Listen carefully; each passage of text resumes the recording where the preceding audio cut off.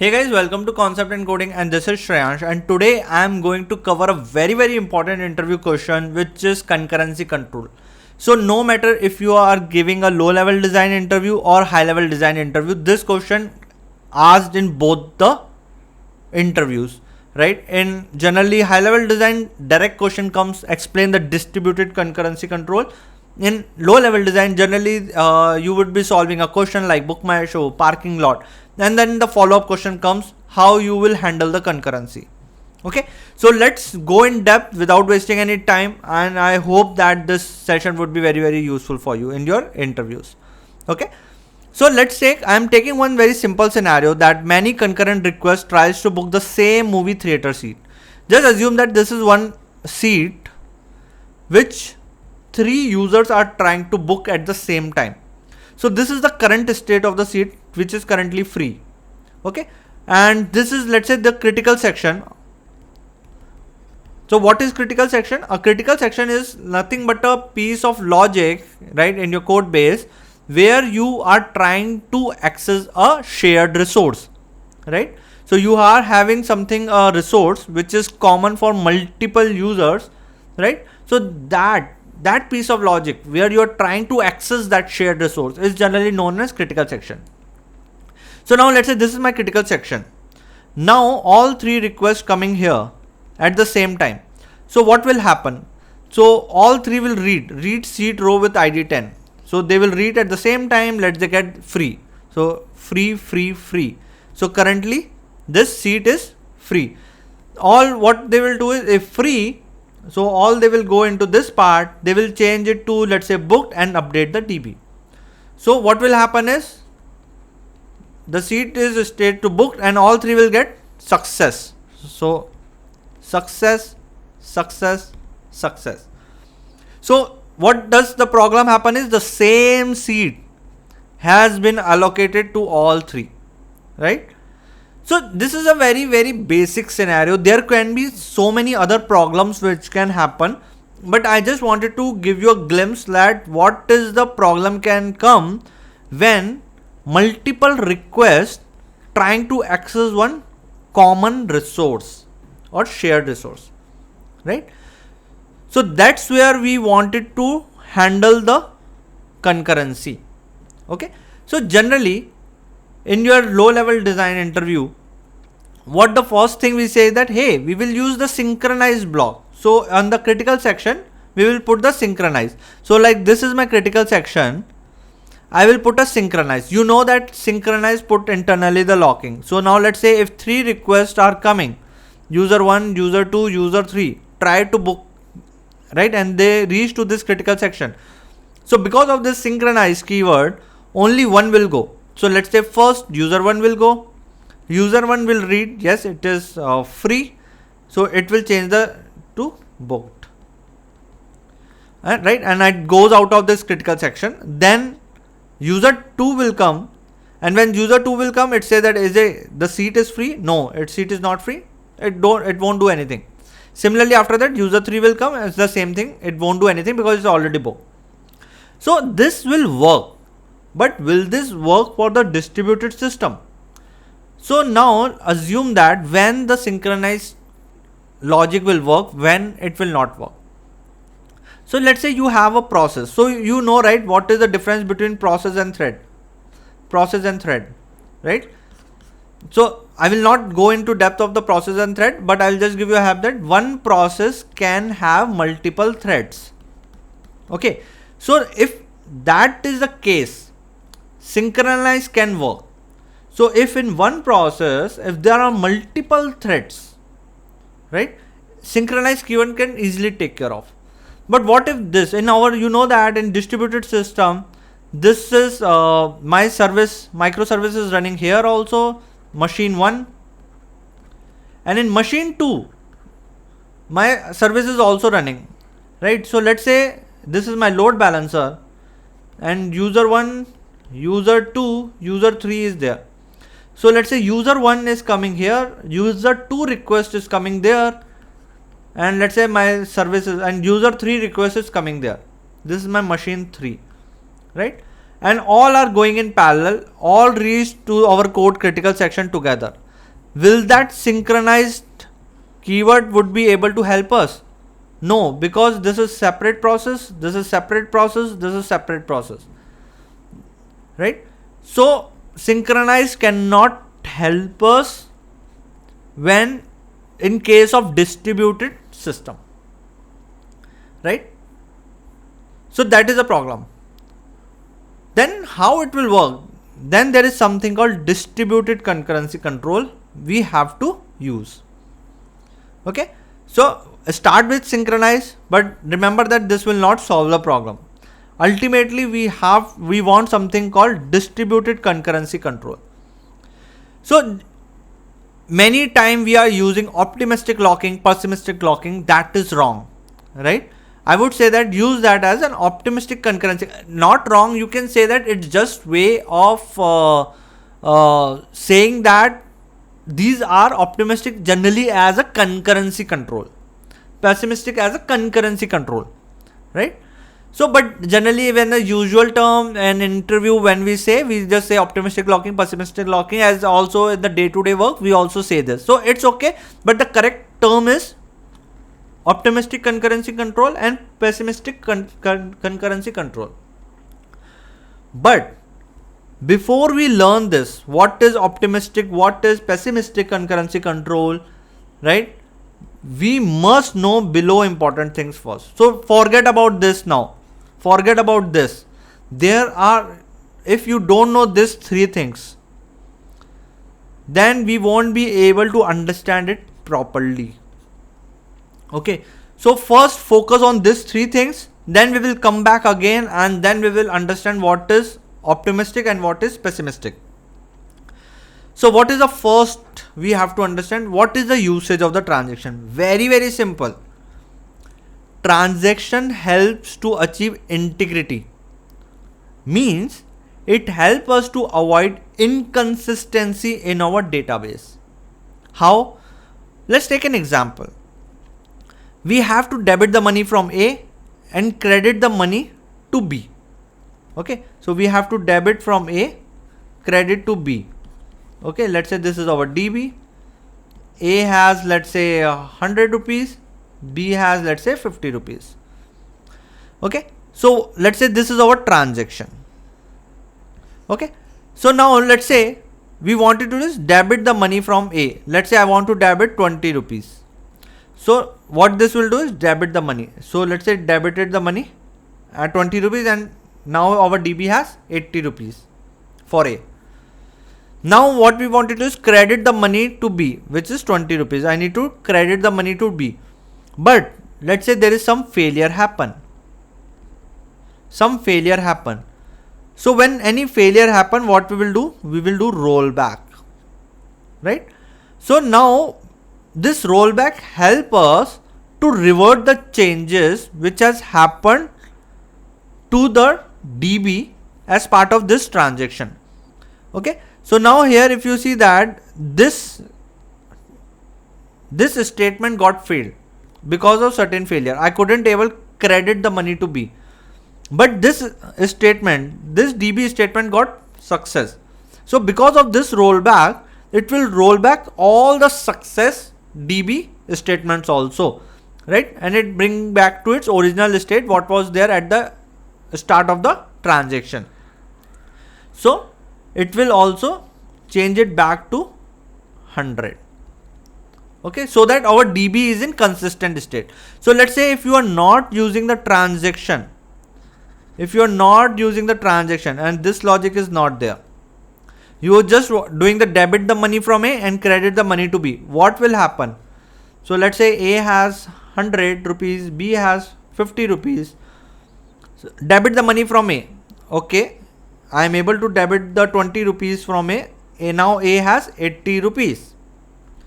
Credit the money to B. And now let's say certain failure happen. And when certain any failure happens, it won't be able to credit the money to B. So what is the current amount present at B? 50 only. But now A amount has been debited. Now this DB is in inconsistent state. What generally should be the consistent state if both are success? If both are success, it should be 80 and here 20 should get added, 70.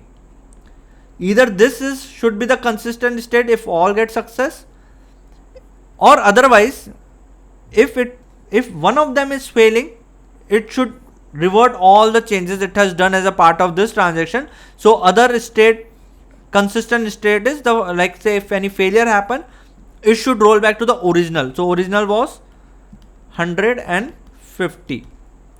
So these are only the consistent state. If all success, then this should be the state. If any failure happen, what was the original, put it back like this. But if we are not using the transaction, you know that now A has 80 and B has 50 only. Even though B got failed, A changes didn't get rolled back. So now you know that transaction helps to achieve integrity. If any one transactions get failed in a transaction, it will roll back all the success statements also, so that our DB is now in the consistent state. Okay, you understand what is the usage of the transaction? It helps to achieve integrity. Second is, what is DB locking then? DB locking helps to make sure that no other transaction update the locked rows. Okay, so now let's say you have a DB and you have a one row which is ID and let's say status is free. If you put a lock here, then it makes sure that nobody, no other transaction or query should be able to change this, right? So that's what DB locking is. So popularly there are two type of locks, shared locks and exclusive locks. So exclusive locks is denoted by X and shared locks is denoted by S only. Okay, so what does shared locks is? So shared lock is generally known as read lock. Let's say assume that this is a row. Okay, in a DB this is a row and current status is free, something. Now if I have taken a shared lock, so what will happen is, so transaction 1, okay, let's say transaction 1 has taken a shared lock. So now what will happen is, if another transaction try to update it, it won't be able to update this row. Okay, but with the help of shared, this transaction can also put a shared lock and can read it. So only in the shared lock, only read can happen, right? But you cannot, this shared lock restrict any other transaction that you should not update it, right? But it allows that, okay, you can take the shared locks also and read it. Okay, and let's understand what is exclusive lock. So let's say the same exclusive lock is, so this is one row. Let's say transaction 1 has taken an exclusive lock. So exclusive lock means if any other transaction now cannot even read it, cannot even write it, right? Now any transaction apart from T1 cannot even read it, cannot even write it, means cannot even take shared lock for reading or cannot take any exclusive lock for writing. Okay, so now here if you see this, these are the two lock types. So let's say shared locks, exclusive lock. Let's say a transaction have shared lock, then can another shared lock can be put? Yes, right? There can be multiple transaction can put shared locks, they can all read. But if you have a shared lock, can any other transaction put exclusive lock for writing? No. If you have if any row has shared locked on it, exclusive lock cannot be granted, right? First shared lock has to be removed and then only exclusive lock can be granted. So if a transaction has shared lock, no other transaction can take a exclusive lock on it. Let's say if transaction have exclusive lock, can any other transaction put a shared lock on it? No. On exclusive lock, we know that no other transaction can read it, no other transaction can even write it, right? So for reading, they want a shared lock, so that is also not allowed. For writing, other transaction need exclusive lock, that is also not allowed, right? So you got it.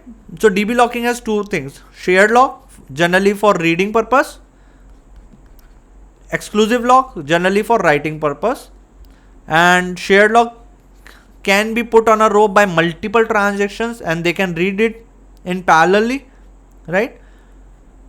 Exclusive lock, only one transaction can put, and once you put an exclusive lock, no other transaction can request for shared lock, and no other transaction can request for exclusive lock also, right? It can't be granted.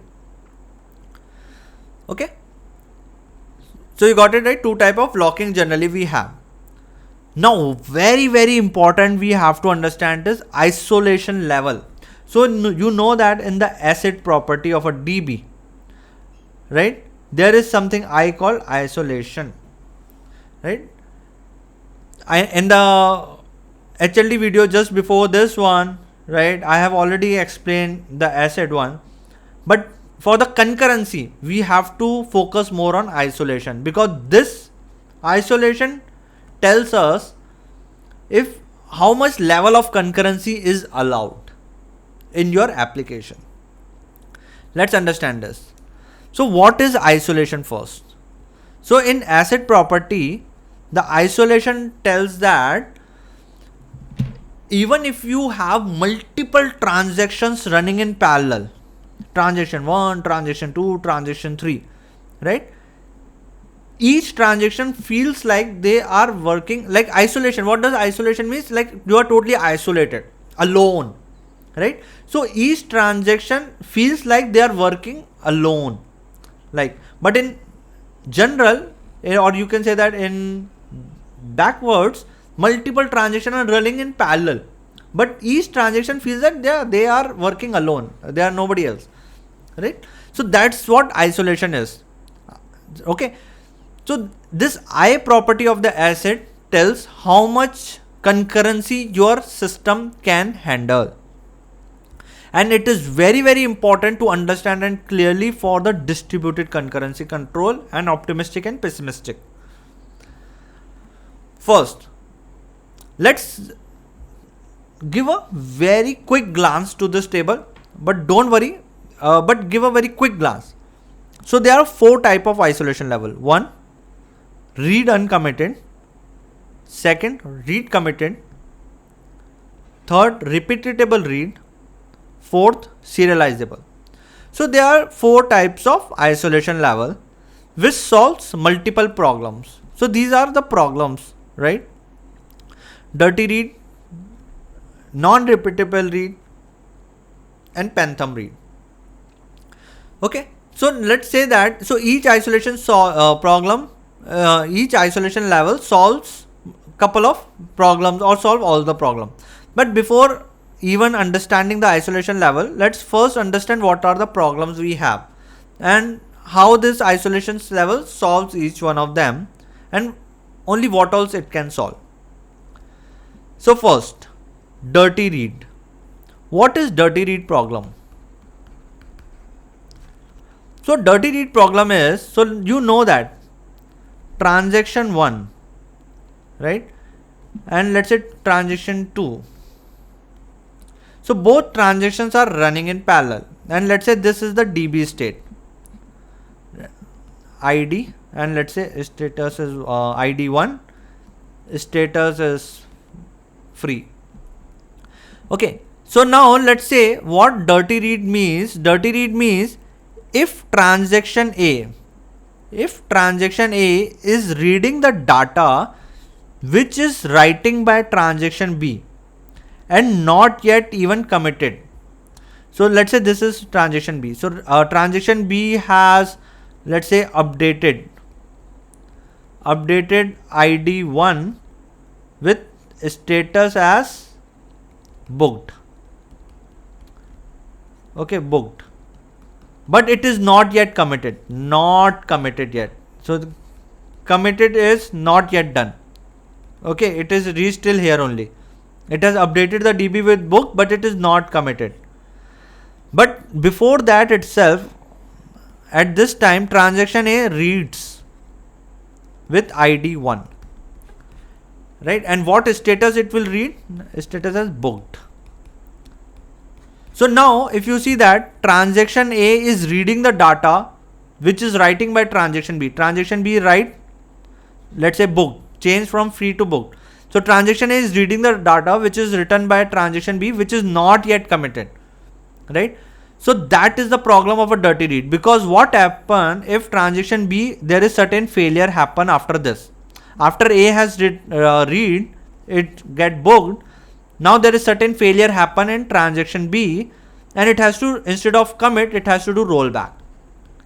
Now it has to roll back. Now you know that as a part of transaction, it will, all the success statement also, it will revert back. So it will revert back and change it against to free. But transaction A has read the booked. This is a dirty read now. So that is the dirty read problem. So if transaction A is reading the data which is writing by transaction B and not yet even committed, if transaction B does the rollback, then whatever data read by transaction A is known as dirty read. Okay, just the whatever I have explained here, just see this with this, it might help you more better. So this is, let's say, timeline. Transaction A, transaction B, let's say this is the DB status. Begin transaction has happened both in parallel. Transaction A is updating the DB. Okay, so it changed the status to booked. So not committed by transaction A yet. Not committed by transaction A, because transaction A is updated but not yet committed. Commitment not yet committed, right? So now at time 33, transaction B reads, read row ID 1, right? And what it will read, the current DB status is status booked. But this booked is currently not committed by transaction A yet. But whatever the data it reads, it gets as a booked. Now let's say that at time T4, some issue faced here by transaction A and it has to do rollback, right? And when it do rollback, it removed its changes, whatever it did. It changed the status booked, right, from free to booked. So that is reverted. Now DB is in this state. But now you see that the transaction B has already read this dirty read, which is now not even applicable because this is rollback, right? And did certain computation over top of it. So now this dirty read causes the problem. So this is known as dirty read problem. What is the other problem? You understood, right? What is dirty read? What is the other problem? Non-repeatable read. Non-repeatable read. If suppose transaction A reads the same row several times, and there is a chance that it read different value, then it is known as non-repeatable read. For example, this is the time series, right? So at time T1, transaction A has started the transaction, begin the transaction, and this is the DB state, right? And at T2, it reads the first time read happening. So for this ID, what it read, let's say status as free, this value as free. At time T3, certain other transaction change and committed the changes also. Committed. It's not uncommitted, it's committed. Other transaction is successfully committed. So means DB has changed and properly data is committed also. So status is free to booked now. Now in T4, it is reading the row again. Now it says that it hitting the same query again. So it get this ID. Now earlier it was getting, for the same row it was getting free. Now in the same transaction, when the same, for the same row when it read, now it's getting booked, right? Because it is able to read the committed transaction, right? So in the non-repeatable read, any transaction, so it is allowed to read the committed data. You are allowed to read the committed data. So if data is committed, means other transactions can now read it. So at T3, some other transaction has committed the changes and changed it from free to booked. Now when it is reading again, it is getting the book. So reads the same row several times and there is a chance that it read different value. So reading the row here, reading the row second times here, but here it is getting free, here it is getting book. So that is known as non-repeatable read problem. In a same transaction, if you read the same row multiple times, there is a chance that you get a different value.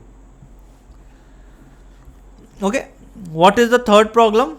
Phantom reads. Let's understand that what is this problem first. Phantom reads. If suppose transaction A executes the same query several times, and there is a chance that the row returns are different, then it's known as phantom read. Let's take an example. So let's say this is the DB currently with ID 1 and ID 3. Status is free, status is booked. So 2 rows. So at time T1 I have started the transaction A. At time T2, the first time I am executing the query, read row where ID greater than 0 and ID less than 5. So how many rows it will return? 2 rows. Greater than 0 and less than 5. So it will return this 2 rows. So I got 2 rows. At T3, some other transaction has inserted the row with ID 2. This is new. Now this is new row inserted. Right? Now let's say in the same transaction, if the second time same query is running here, read row with ID greater than 0 and ID less than 5. How many rows I am getting? Now 3 rows I am getting. ID 1, ID 2 and ID 3. So what does phantom read say that? If a transaction executes same query several times,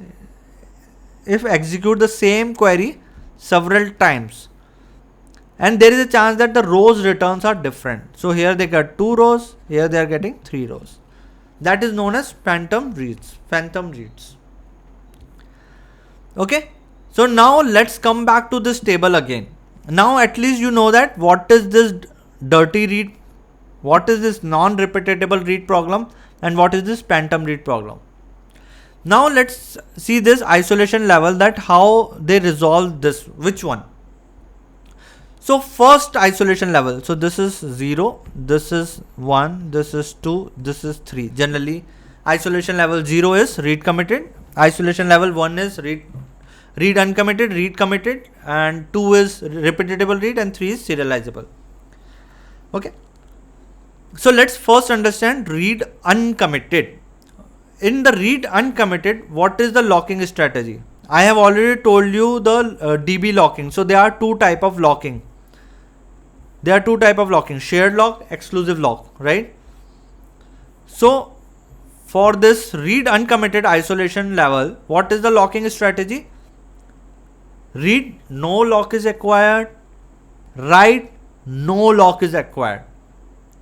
Right? No lock is acquired at all. So what will happen? What will happen if the no lock is required at all?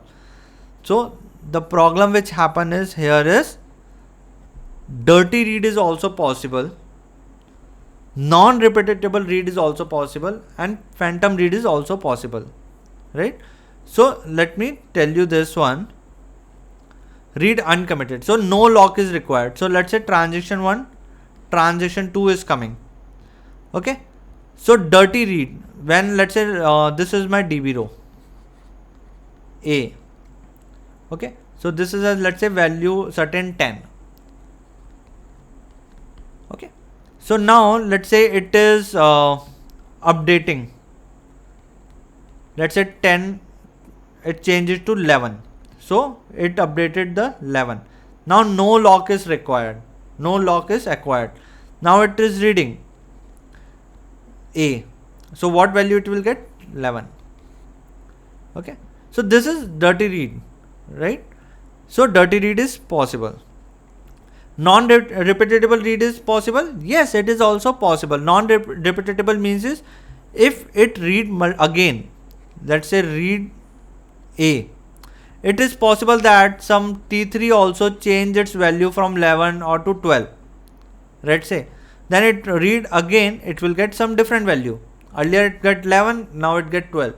So there is no locking, there is no control who is changing what value. So every time you read, you might get different value. So that is also non-repeatable read possible. Yes, it is possible.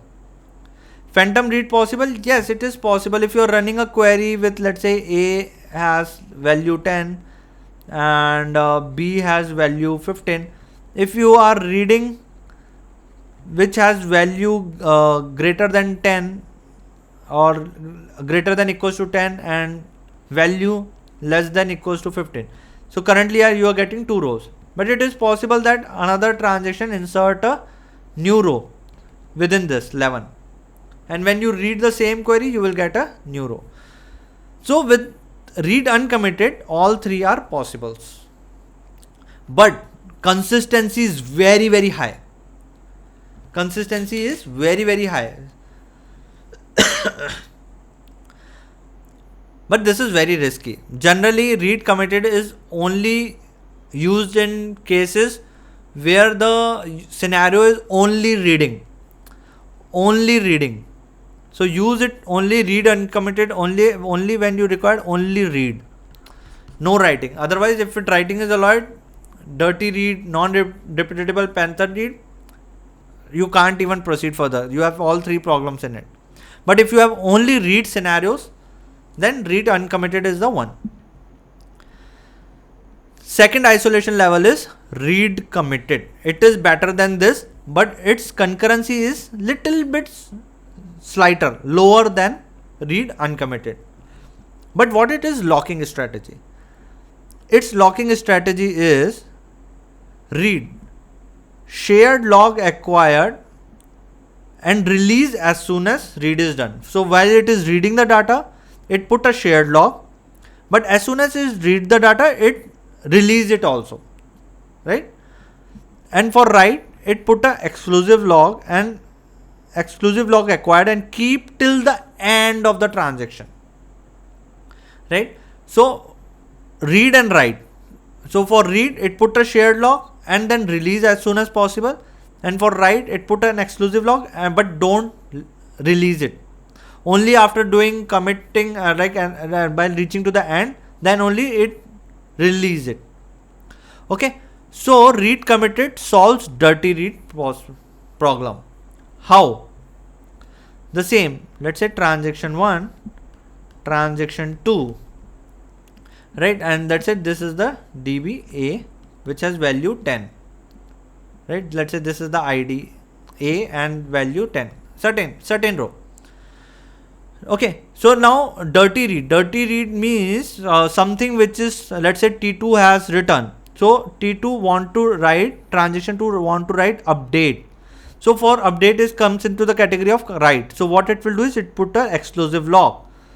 It put an exclusive log here by T2. Okay, and it will acquire the log and keep it till the end of the transaction. Till transaction is not completed, it will not release it. And let's say it update from 10 to 11. Okay. Now let's say transaction 1 tries to read after this. After this, it tried to read it. Read A.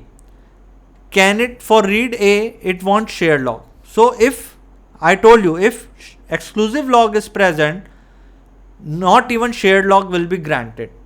So it has to wait.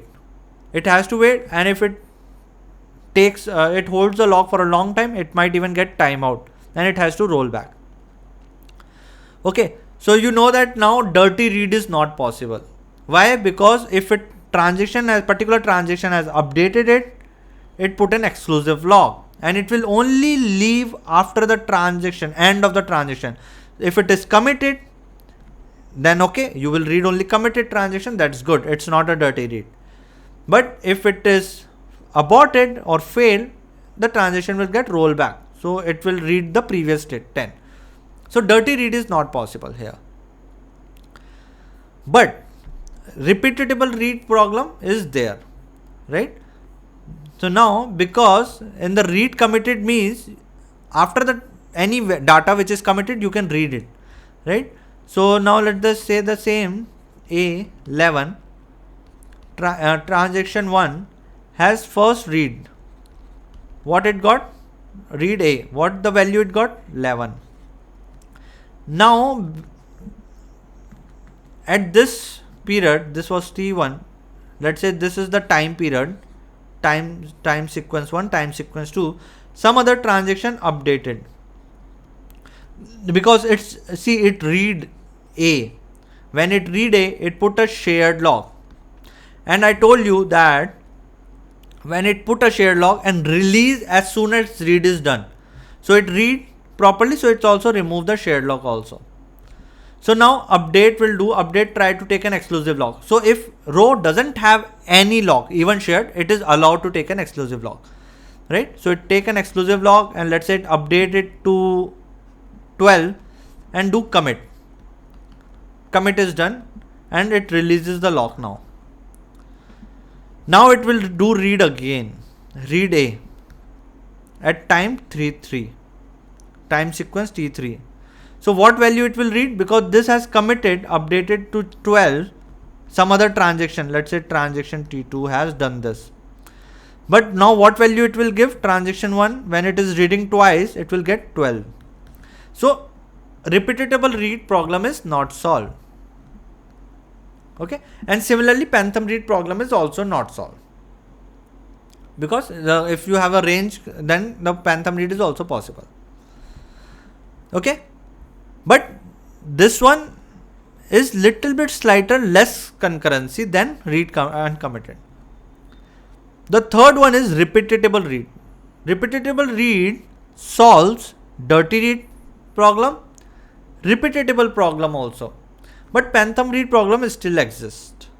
But concurrency is also lower than the read committed.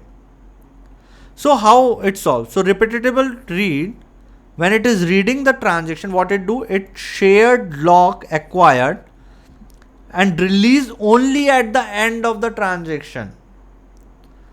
Right? Exclusive log acquired and release only at the end of the transaction. So in read committed, shared log acquired and release as soon as possible, as soon as read is done. But in repeatable read, shared log acquired and release only at the end of the transaction. And because of this, it is able to solve the repeatable read issue. How? Again, same example. A has value 10. This is, I'd say, ID. This is value. This is transaction 1. Let's say this is transaction 2. Let's say at time sequence 1, it reads A, right? So it put a shared log. While reading, it put a shared log. So it put a shared log by T1. Okay. So it read, what value it get? 10. Let's say at time T2, time sequence T2, transactions 2 tries to update it. Update A. For updating, it want exclusive log. But in the repeatable read, shared log acquired and release only at the end of the transaction. So it has shared log by T1. Will transaction 2 able to get an exclusive log here? No. Exclusive log can only be granted when no log is present on a row. So it can't get a exclusive row. So update is not possible. So if you can't update this, nobody can update this. So even if do read A again at time T3, it will get only 10 only, because shared log is there. Transaction 2 can only read it. It can also put read A. It can also put a shared log by T2. But updation is not possible, because for updation you need an exclusive log, and for exclusive log you should not have any kind of log present already. So that's how it solves the non-repeatable issue. But phantom read is possible. And last one is serializable isolation level. Serializable isolation level is same as repeatable read locking strategy. Means read, put a shared log and release only at the end of the transaction. Write, put an exclusive lock and release only at the end of the transaction. Plus what it will do is apply a range lock, and lock is released at the end of the transaction. So now one thing is range lock. So how, let's say that you have two rows here, let's say A, B, and let's say ID is this is ID and this is value, let's say now ID 1 and let's say 3. So let's say T1. So now let's say T1 says that it read the data where ID is greater than equals to 1 and ID is less than equals to 3. Let's say this is the query. So how many rows it got? 2. But if it is using serializable isolation level, it will put a range lock. Range lock means it will put lock on all the rows which satisfy this condition. So ID greater than equals to 1, yes. So it will put a shared lock here. It will put a shared lock here. Plus it will also, range lock means it will also put the lock on the IDs which are nearby it. Let's say if it has 4, it will also lock this also nearby. So let's say 2 is not there. So it will lock that also, like kind of lock in the senses it will not allow, it put a range lock. So 1, 2, 3, 4 something, between this nothing can be added. Between this nothing can be added. So range lock is like now 1 to 4 has been locked in DB. If you are trying to insert something in mid, this range is locked. This range is locked. Between this range, nothing can be done. So what it will do is, so in the range lock, whatever the rows which is satisfying the query, it will lock that. Plus it will lock the nearby ranges also. So it will nearby ranges of 1 is let's say 2, 0, let's say for example, and 4 is 3, 5. So it will lock all on this. Now if anybody try to insert on this IDs and all, that is not allowed. That range lock is there at the DB level. So that is what range is, so that it try to avoid the phantom reads. Something in mid cannot be inserted. Okay. So you already know this transaction, begin transaction, end transaction I told you. So for each transaction, before you start the transaction, you can set the isolation level like this. Set transaction, isolation level. Let's say I want to put a repeatable read like this. If you don't put this, right, then if you are using a Spring and all, you use @ transaction, right? Internally, if you see, they will use the default one based upon what DB you are using, right? Sometimes if you know that, I think in MySQL InnoDB is there, INNODB. I think default is this. Maybe, but depends upon DB to DB, what is the default. But the thing is, if you, based upon the question that has been asked to you, understand what type of locking you need. Like your question comes in what category. If required high consistency and only read is allowed, then no locking is required. If dirty read is possible, right, then read uncommitted is okay. If dirty read is not allowed, then you have 3 options. If non-repeatable read is allowed, then this is good. Or phantom read is allowed, this is good. So similarly, you have, based upon your question, you have to first decide the isolation level. Your problems comes into this, which isolation level. And for every transaction, you can set the isolation level. If you don't set it, automatically the default one will be picked based upon the DB. Okay, till now you have at least these 3 things better understanding. What is the usage of transaction? What is DB locking? What are the isolation levels? Now let's come to the main answer. How to handle the concurrency, which is distributed concurrency control. Optimistic and pessimistic concurrency control.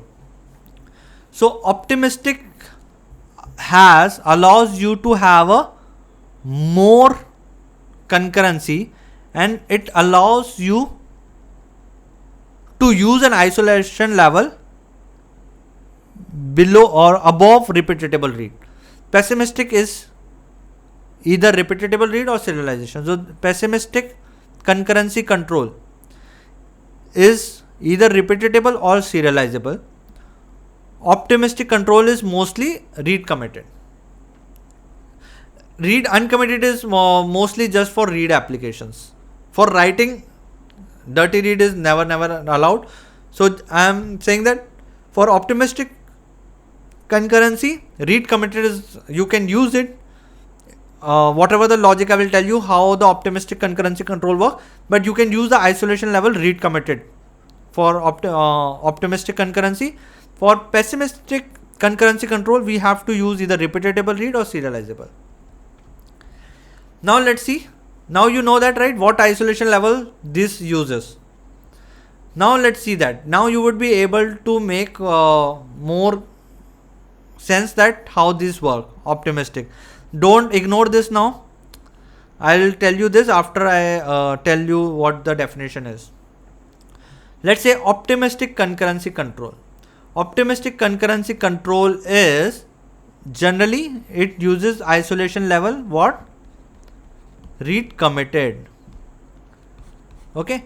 So read committed is if something is committed, you are able to read it, right? And it put a shared log, and as soon as it releases it, and if it put a exclusive log, it will keep it till the end. Now let's see what is optimistic concurrency control. So now here, what it does, it solves a concurrency using version. So let's see this example, and let's see this with this example. I will tell you this. So there are two transactions, transaction A, transaction B, and let's say this is the current DB state. So ID, status, and for the optimistic we use version.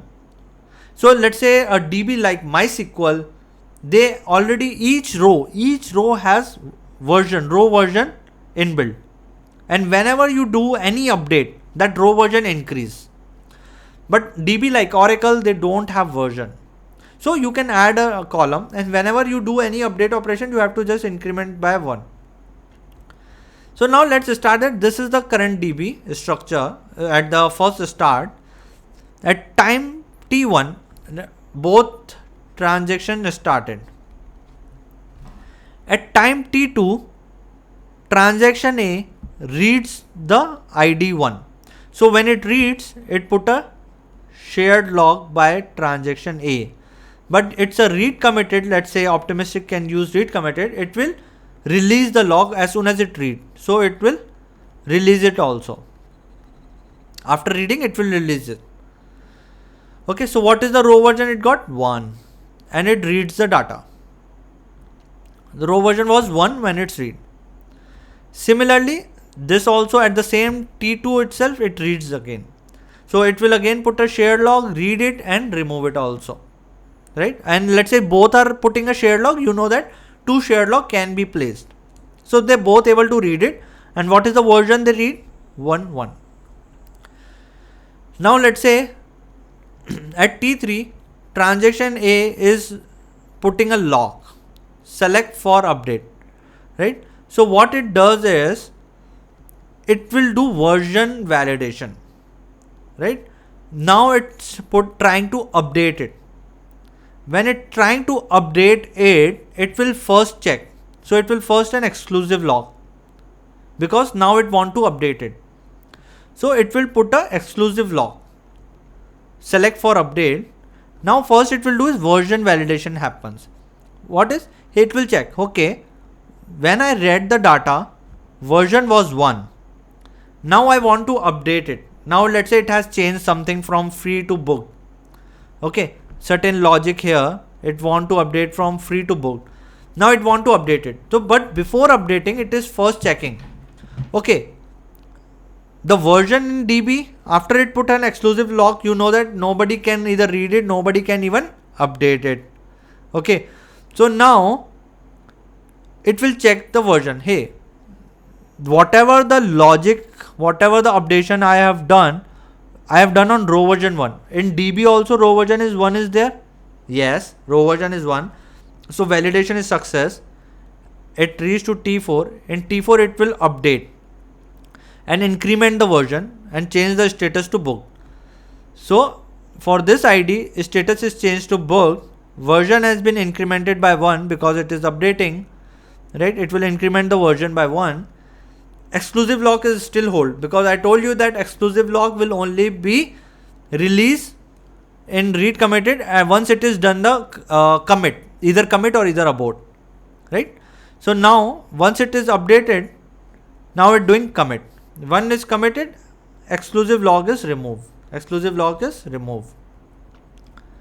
Now, but what is the version now? 2. Status is changed to book. Now transaction B, which has read it at T2, what version was 1. Now let's say it has certain logic here to also change it to booked. It wanted to do a booked, but now it wanted to update. So now what it will do is, first at T6 it will do select for update. So now it will put an exclusive lock. Transaction B has put an exclusive lock now.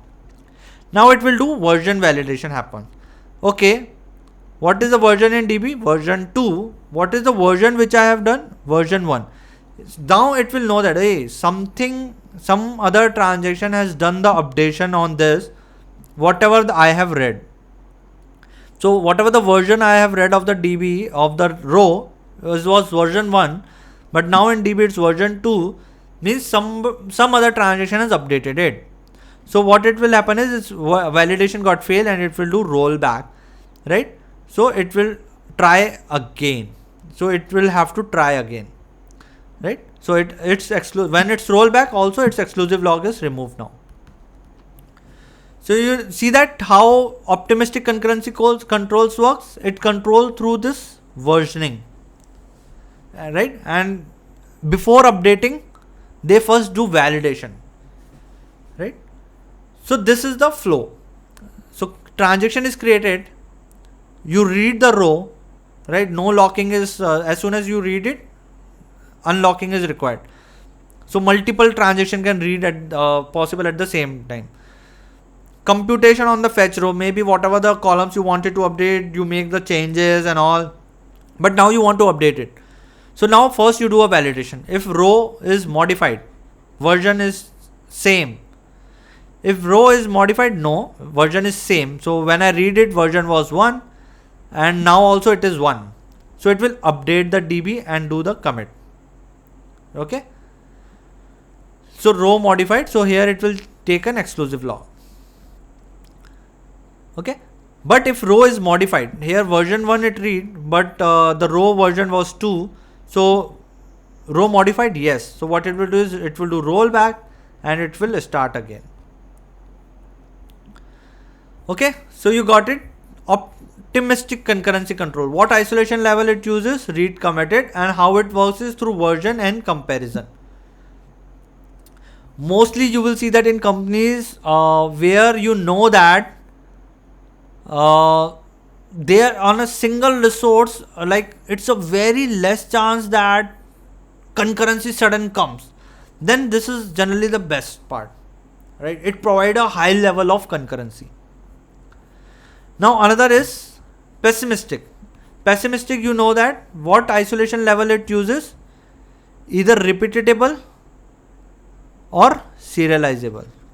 Repeatable or serializable. Okay. So here it is simple. It will don't release a lock itself. Okay. So now here, if take this example, transaction 1, transaction 2, right? Okay. So now let's say it read A. Okay. So here we have a DB which has, let's say, ID, status, okay, and ID is, let's say, A. For example, status is free. So it read A. So what it will put is shared lock. Same, I told you, right? The same example. So pessimistic locking is similar. Now if you have put a shared lock, it will not even release it. So this is begin transaction. Now other transaction can read it. Read A possible. So shared log by T1 and shared log is also by T2. It's possible, right? Now what will happen is, so shared log is done, right? So this is possible. Now let's say if it tries to update B, certain row is there in B, it will put an exclusive lock. An exclusive lock is kept till the end, either commit or abort, right? So on A it can read it and only at the end it will be released, right? And if it wants to update happening on B also, it can't do it. Exclusive lock is present, right? So now you see that pessimistic is something brings little bit kind of serialization. Serialization means, okay, first T1 will get able to complete, then T2 will get able to complete, right? Doesn't matter like who start first and all. It's just like either T2 or T1 or T1 or T2. So generally what I mean to say is that you will see certain sequence, right? Because of this locking for the whole period. Because when it read A, it put a shared lock. Now no other transaction can update it. If they want to update it, they have to wait for the T1 to complete.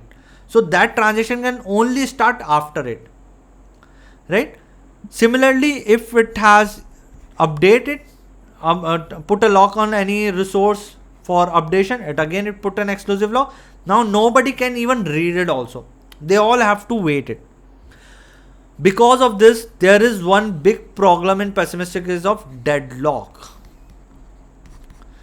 Let's say this use case, transaction 1 wants to read A, and so read A, write B, and similarly it want to read B, write A.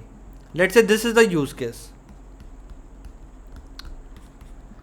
Okay, so what is the deadlock use case in pessimistic? How this will work? Let's say this is my A, this is my B row, DB row. So T1 at time sequence 1, both started parallelly, read A. So read A. What it will do is put a shared lock by T1. Okay. Transaction started. Begin transaction. Similarly, transaction started and it will do read B. At time sequence 1, it read B. So it put a shared lock by T2. Okay. Now transaction is not yet finished, so these locks are not released. Now it want to write B at time sequence, let's say 2, and it want to write A at this time sequence. Now will it be able to write B? No, because shared lock is already there. So it has to waiting for transaction 2 to release shared lock on B. Similarly, transaction 2 wants to put a write lock, exclusive lock on A, and A already has a shared lock by T1. So this will waiting for T1 to release shared lock on A. Now they both are waiting. So they both won't be able to complete its transaction. So now they both are waiting on each other. So that's what deadlock happens. Now what will happen in this use case is, whatever the transactions which are stuck in deadlock, they both will get aborted and they might have to start again.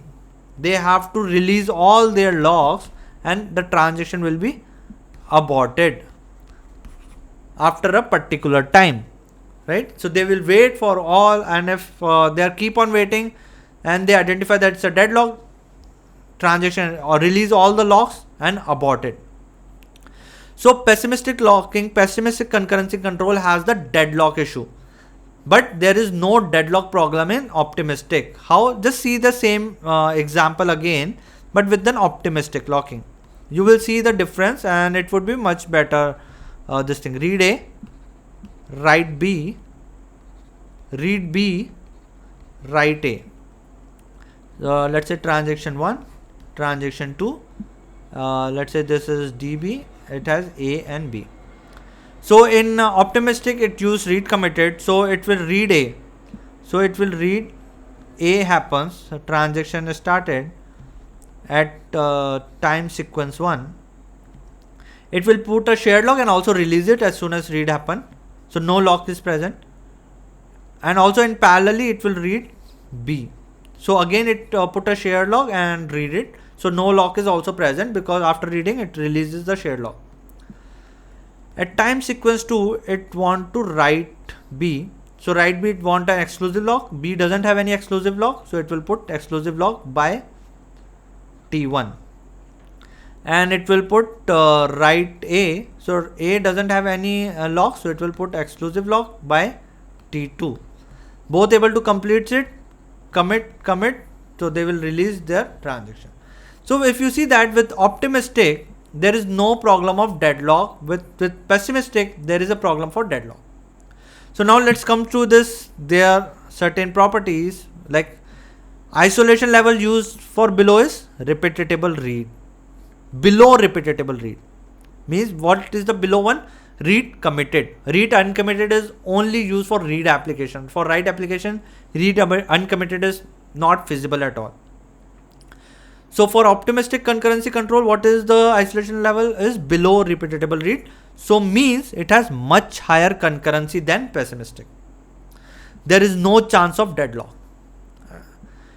Right? And in case of conflict, let's say I told you that versioning part, right? This is the conflict part. In optimistic, I told you that the transition to it got that a version validation failed. So it has to roll back and try again. So that is one of the overhead. In pessimistic control, isolation level is repeatable read and serializable. So it has less concurrency compared to optimistic. Deadlock is possible, right? And the transactions which are stuck in deadlock are forced to roll back. And sometimes what happens is if it is a long running transaction, you know that in repeatable read and serializable, if even read lock is taken, it is kept till long. And even if, so if it's a long running transaction, you are putting a shared lock for the long time. And sometimes it is happen that for this long lock duration, timeout can also happen. And rollback can also be happen because of those. Right? So just depend upon the configuration, but this is one of the other use case. So these is what optimistic and pessimistic concurrency control. And so I think today's video, I haven't seen the time. It might be crossed 40 minutes also. But the very popular pessimistic control one protocol is 2PL, two-phase locking. Okay, so I can explain you maybe in the next session, but two-phase locking is something which is again very popular, but this is a pessimistic concurrency control, right? So see, now in your questions, whenever somebody says that always use optimistic, no, it depends. So see, optimistic concurrency control is very popular. In pessimistic concurrency control, two-phase locking is also popularly used also. It is two-phase locking is nothing but a approach for pessimistic concurrency control. I'll explain you two-phase locking in the next session in depth. But what I wanted to tell you that never have a opinion that optimistic is always the best. So now based upon the problem which you are solving, first check what isolation level you might have to use. Based upon the isolation level, your half of the problem will resolve whether you have to use optimistic or pessimistic, right? And if it is optimistic, you know how to solve it. If it is a pessimistic, you know how to solve it. And one of the approach for implementing the pessimistic is two-phase locking, which I will tell you in the next session. Okay guys, sorry for this long session, but I hope you will learn a lot about the distributed concurrency control, and see you in the next sessions. And any doubt, please feel free to ping me in the comment section. Thank you. Bye.